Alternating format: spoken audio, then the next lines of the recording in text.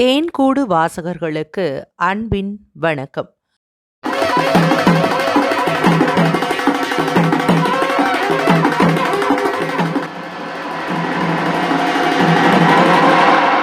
சு. வெங்கடேசன் எழுதிய வீரயுக நாயகன் வேள்பாரி. வாசிப்பவர் ரே. விஜயலட்சுமி. 2ஆம் தொகுதி, பாகம் 3, சோமபானம். அத்தியாயம் 61. யவனத்தின் சாகச தளபதி ஹிப்பாலஸ் வஞ்சி மாநகரத்தில் வந்திறங்கினான். வைப்பூர் துறைமுகம் பற்றி எரிந்து பல மாதங்களாக போகின்றன. நீண்ட நாட்களாக வைப்பூர் கோட்டையிலேயே இருந்தவன் பிறகு ஓரிரு இடங்களுக்கு பயணம் போய் இப்போது வஞ்சியை வந்தடைந்துள்ளான். அவனோடு எப்பிரஸ், திரேஷியன், கால்பா, பிலிப் ஆகியோர் வந்துள்ளனர். பெருவணிகன் வெஸ்பானியன் தலைமையில் யவனத்திலிருந்து 6 நாவாய்களில் பாண்டிய இளவரசனின் மணவிழாவுக்கு புறப்பட்டனர் யவனர்கள். மீனாள் என்று யவனத்தில் எழுதப்பட்ட யானை வடிவம் தாங்கிய நாற்சதுர நாணயத்தோடும் எண்ணற்ற பரிசு பொருள்களோடும் பாண்டிய நாட்டில் வந்திறங்கினர். இந்த பெருஞ்சிறப்பு தமிழ் நிலத்தில் எந்த மன்னனுக்கும் தரப்பட்டதில்லை. அதற்கு காரணம் யவன வணிகத்தில் முதல் இடத்தை பிடித்துள்ள பாண்டிய நாட்டு முத்துகள். அதன் பொருட்டே யவன பெருவணிகன் வெஸ்பானியனும் அரச பிரதிநிதிகளும் துறைமுக பொறுப்பாளர்களும் வருகை புரிந்தனர்.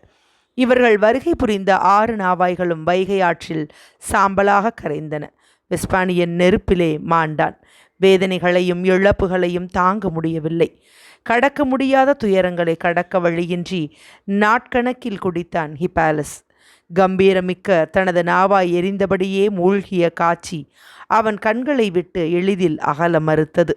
எல்லோரையும் போல இது விபத்து என்றுதான் அவனும் முதலில் நினைத்தான்.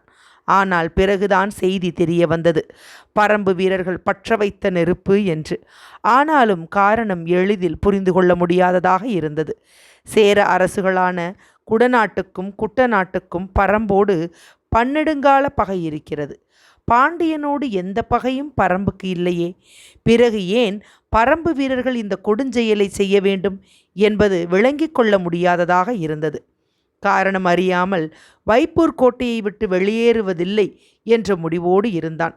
செய்திகள் எல்லா முனைகளிலிருந்தும் ஹிப்பாலஸுக்கு வந்து கொண்டிருந்தன.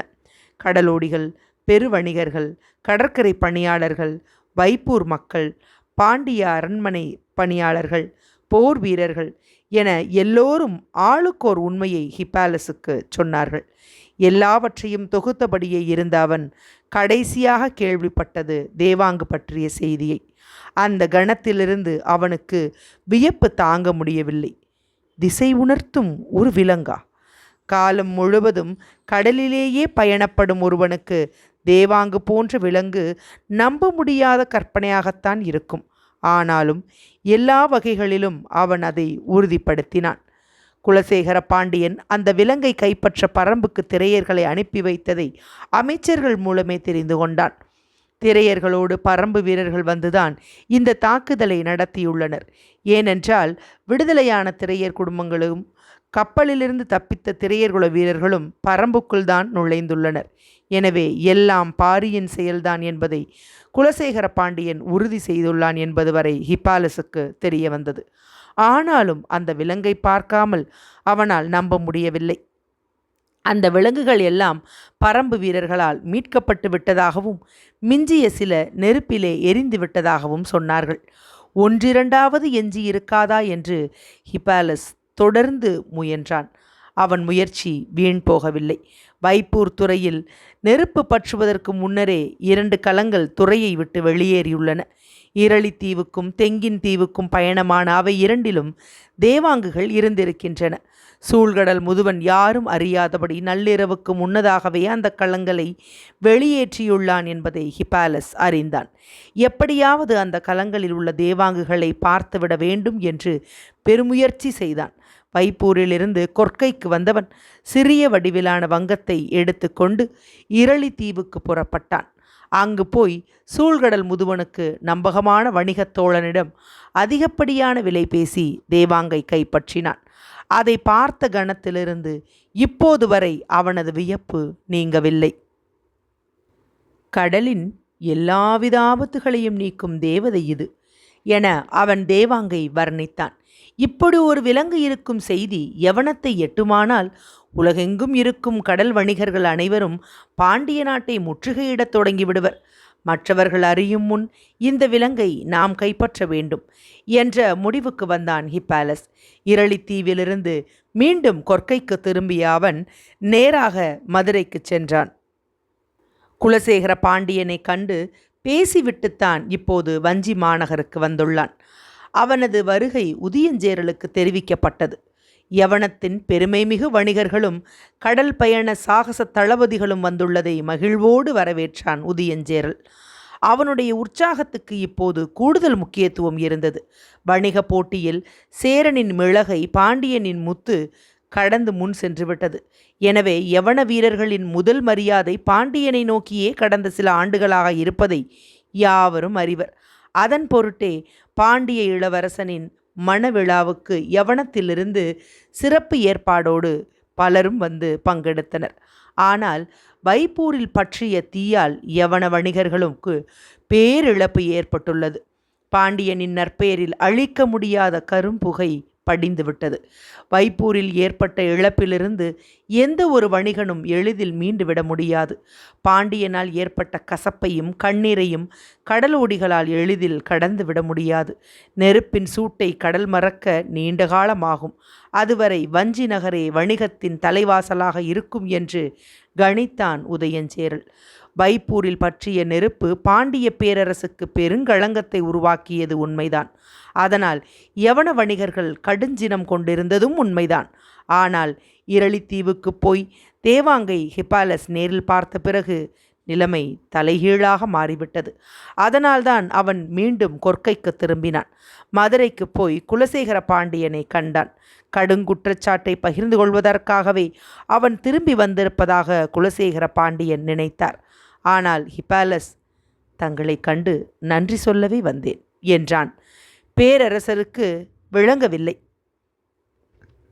காலம் முழுவதும் கடலிலேயே வாழ்வை கழிக்கும் கடல் மனிதன் நான். திசையறியும் ஆற்றல் கொண்ட விலங்கு ஒன்று இருக்கிறது என்பதை கண்டறிந்ததற்காகவே உங்களை கண்டு நன்றி சொல்ல வந்தேன். பாண்டிய நாட்டு வானியல் அறிஞர்களின் ஆற்றல் பற்றி நிறையவே கேள்விப்பட்டுள்ளேன். எமது நாட்டின் மூத்த அறிஞர்கள் பாண்டியர்களை பற்றி எண்ணற்ற குறிப்புகளை எழுதி வைத்துள்ளனர். நாட்டை 365 பாகங்களாக பிரித்து நாள்தோறும் ஒவ்வொரு பாகத்தில் குடியிருப்பவர்கள் அரசுக்கு திரை கட்ட வேண்டும் என்று விதி செய்தவர்கள் பாண்டியர்கள். பல தலைமுறைக்கு முன்பே ஆண்டை நாட்கணக்கில் துல்லியமாக பகுத்து அதை நிர்வாகத்தோடு இணைத்த அறிவு பாண்டியர்களுடையது என எழுதி வைத்துள்ளனர். உங்களின் வானியல் ஆற்றலை நாங்கள் கேள்விப்பட்டுள்ளோம். ஆனால் திசை காட்டும் விலங்கொன்று இருக்கிறது என்பதை கண்டறிந்த உங்களின் பேரறிவுக்கு எங்களின் மரியாதையை செலுத்துகிறோம். நீங்கள் கண்டறிந்தது மகத்தான ஒன்று. கடல் இருக்கும் வரை இந்த கண்டுபிடிப்புக்காக பாண்டிய பேரரசின் புகழை உலகம் பாடும் என்றான் ஹிப்பாலஸ். அவமான உணர்வால் துவண்டு போயிருந்த குலசேகர பாண்டியனுக்கு மீண்டும் புத்துணர்வு ஊட்டுவதாக இருந்தது ஹிப்பாலஸின் பேச்சு. பரம்பு மீதான பழிவாங்கும் உணர்வு கொழுந்துவிட்டு எரிந்து கொண்டிருந்த நேரத்தில் அதற்கு இன்னொரு பரிமாணத்தை அவன் வழங்கினான். நீண்ட நெடுங்காலமாக தமிழ் நிலத்துக்கும் யவனத்துக்கும் இடையில் கடல் வணிகம் நடந்து வருகிறது. நுரை தள்ளும் கரைவழி பயணமாக இரு நிலத்து கடலோடிகளும் பல தலைமுறைகளை கழித்து விட்டனர். இரு நாகரிகங்களும் எண்ணற்றவற்றை பரிமாறிக்கொண்டிருக்கின்றன. ஆனால் இந்த இரு நிலப்பரப்புகளில் இருப்பவர்களும் கண்டு பெரிதும் வியக்கும் கண்டுபிடிப்பாக தேவாங்கு இருக்கிறது. சாகச தளபதி என்று உலகெங்கும் பெயர் பெற்ற ஹிப்பாலஸ் தனது மிகப்பெரிய நாவாய் எரிந்த துயரை கடந்து கண்டறியப்பட்ட தேவாங்குக்காக தன்னை வணங்கி நிற்கிறான் என்றால் அது எளிதான ஒன்றல்ல. ஹிப்பாலஸும் குலசேகர பாண்டியனும் அடுத்து நடக்க வேண்டியவற்றை பற்றி நிறைய பேசினர். அதன் தொடர்ச்சியாகத்தான் இப்போது உதியஞ்சேரலை பார்க்க வந்துள்ளான். பரம்பின் மீதான உதியஞ்சேரலின் போர்த்திட்டங்களை பற்றித்தான் அவன் உரையாடினான். ஹிப்பாலஸுடன் எபிரஸ், திரேஷியன் இருந்தனர். குடநாட்டு அமைச்சன் கோளூர் சாத்தன் கொல்லிக்காட்டு விதையை பெற்றுத்தருவதாக கூறி பரம்புக்கு சென்று பாரியிடம் வணிகம் பேசியதையும் அதன் பொருட்டு கை துண்டிக்கப்பட்டதையும் கூறிய அவர்கள் குடநாட்டினர் இப்போது உதியஞ்சேரலோடு இணைந்து பரம்புக்கு எதிராக செய்யும் முயற்சியையும் பகிர்ந்து கொண்டனர். யவனர்கள் இங்கு நிகழும் எல்லாவற்றையும் அறிந்து வைத்துள்ளது உதியஞ்சேரலுக்கு வியப்பளிக்கும் ஒன்றாக இல்லை. பல தலைமுறைகளாக செழித்தோங்கியிருக்கும் வணிகம் அரசியலுக்குள் ஆழமான வேர்களை செலுத்தியிருக்கும் என்பதை அவன் அறிவான். ஆனால் பாரியை எப்படியாவது வீழ்த்த வேண்டும் என்று நீண்ட நெடுங்காலமாக சிந்தித்து செயல்பட்டு கொண்டிருப்பது குட்டநாடு. உதியஞ்சேரலின் தந்தையான செம்மாஞ்சேரலை கொன்றழித்தவன் பாரி. அதற்கு பல காலத்துக்கு முன்பே பகை தொடங்கிவிட்டது. உதியஞ்சேரல் பட்டமேற்ற பிறகு பல்வேறு முயற்சிகளை தொடர்ந்து மேற்கொண்டு வருகிறான். அவனோடு முரண்பட்டு விலகியிருந்த குடநாட்டு வேந்தன் குடவர்கோவும் இப்போது இணைந்து செயல்பட முன்வந்துள்ளான்.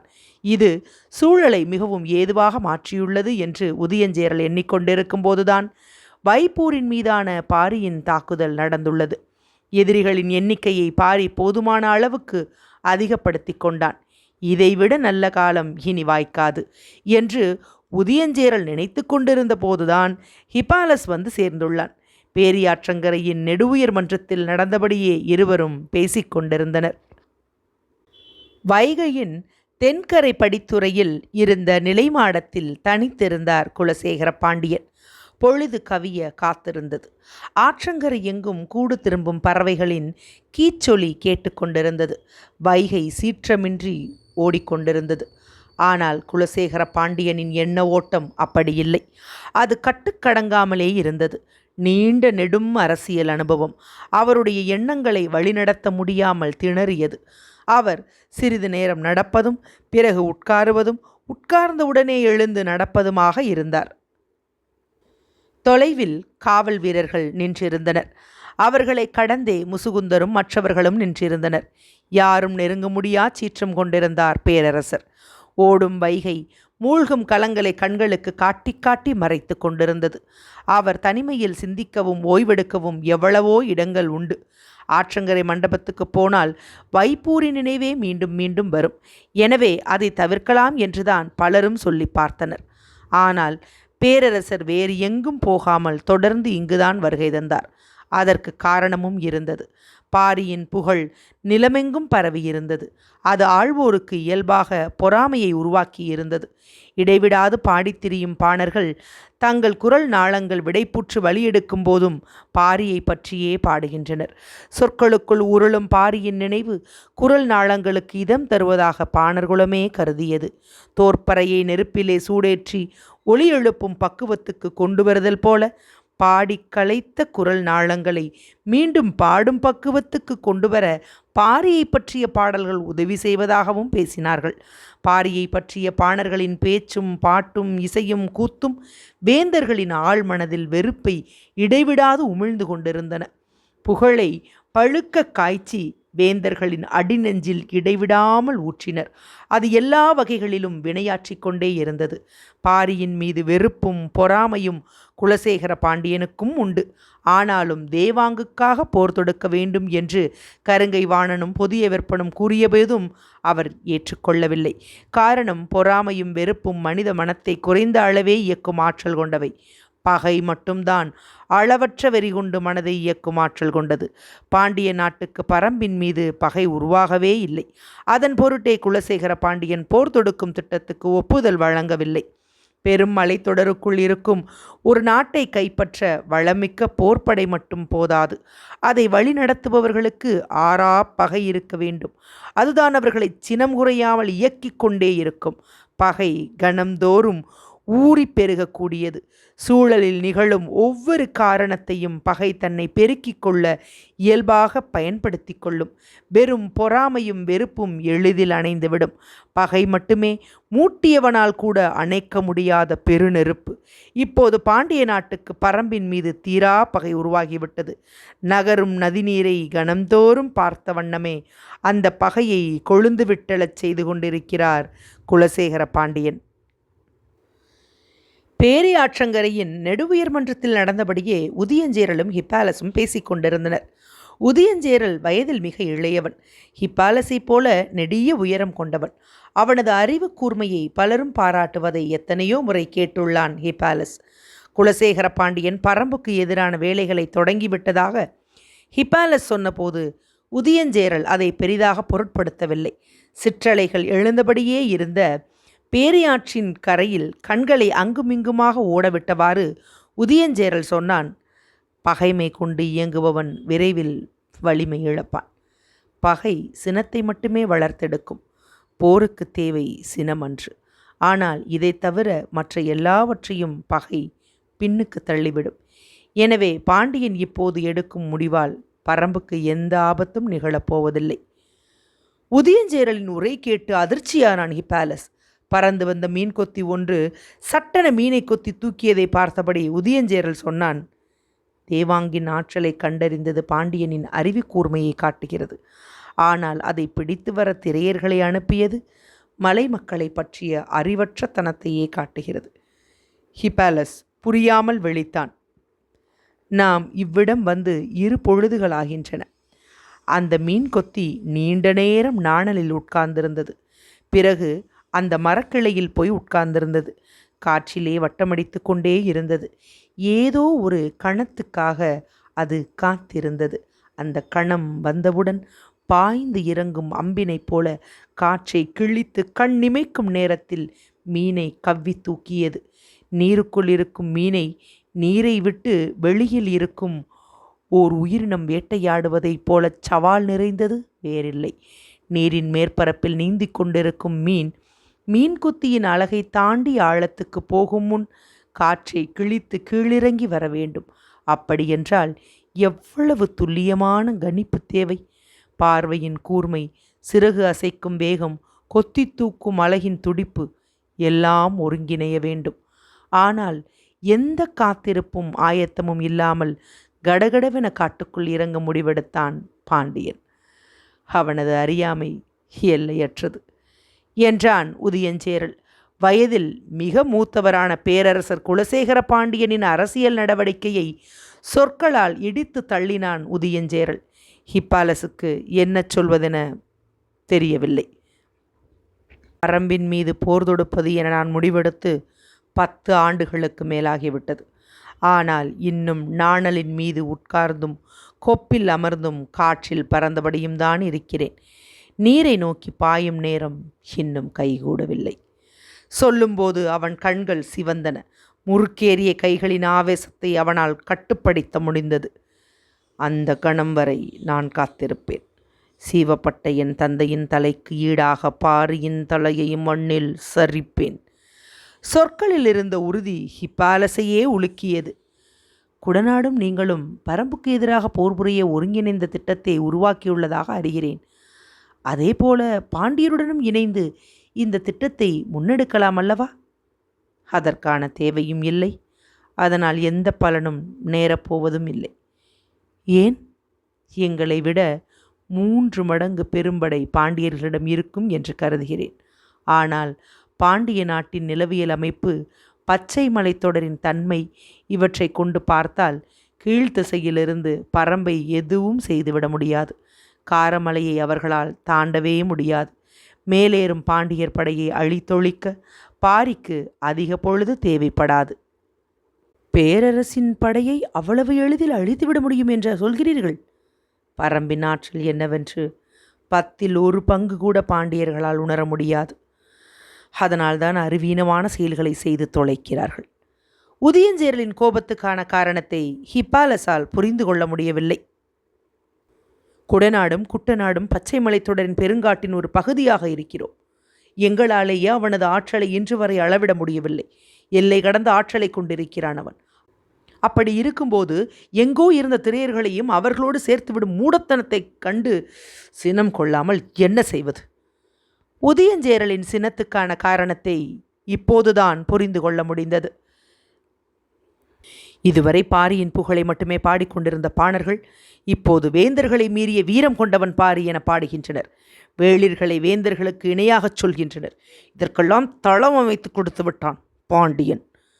உதியஞ்சேரல் அடுக்கடுக்காக முன்வைக்கும் குற்றச்சாட்டுகளை கேட்டபடி நின்று கொண்டிருந்தான் ஹிப்பாலஸ். அடுத்து என்ன சொல்வதென அவனுக்கு தெரியவில்லை. பேரியாற்றை பார்த்து கொண்டே பேசிய உதியஞ்சேரலின் முகத்தில் சற்றே மாறுபட்ட தன்மை வெளிப்பட்டது. இழுத்து மூச்சு வாங்கி விட்டபடி சொன்னான்,